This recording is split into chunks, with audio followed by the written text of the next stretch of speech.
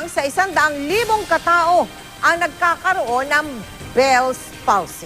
Isa po itong hindi pangkaraniwang sakit na walang pinipiling edad o kasarian. Lahat maaaring dapuan. Tampok namin ngayong gabi ang kwento ni Siamay na tinamaan ng Bell's palsy sa kanyang murang edad na 13 taon. Nung February 5, nung nasa klase po kami, nararamdaman ko na lang po na biglang tumatabi niya yung yung labi ko. Bigla pong sumasakit yung ulo ko. Hindi po yung ordinaryong sakit.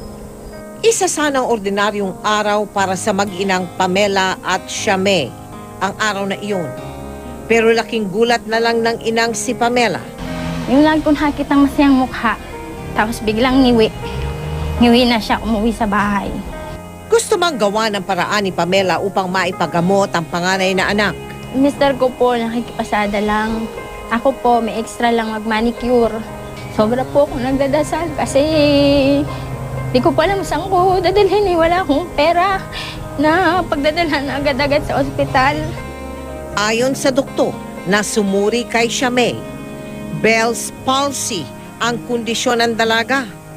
Pero ano nga ba ang Bell's palsy? May isang ugat po sa mukha po natin na tinatawag po na facial nerve o cranial nerve number 7 na responsible po sa paggalaw ng mga muscles po ng mukha at saka sa panlasa. Sa kaso po ng Bell's palsy, ito po ay naapektuhan po niya ang ugat na ito.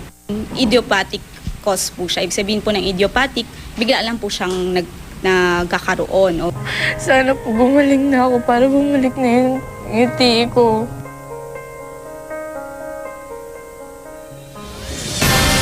Magandang balita naman po ayon kay Doktora De La Rosa, 85% o 85% na tinatamaan ng Bell's palsy ay kusang gumagaling. Sa kaso ni Siamay, kailangan pa siyang obserbahan sa loob ng 3 hanggang 5 buwan para malaman kung kakailanganin pa niyang sumailalim sa therapy. Kami po ay nagpapasalamat kay Doktora Hazel De La Rosa na siyang sumuri kay Siamay. Baka po gusto ninyong tulungan ng bata, maaari po kayo magsadya o tumawag sa aming tanggapan, magdeposito sa aming bank account o anumang sangay ng Cebuana Luwil Year o maglagon sa www.kapusofoundation.com.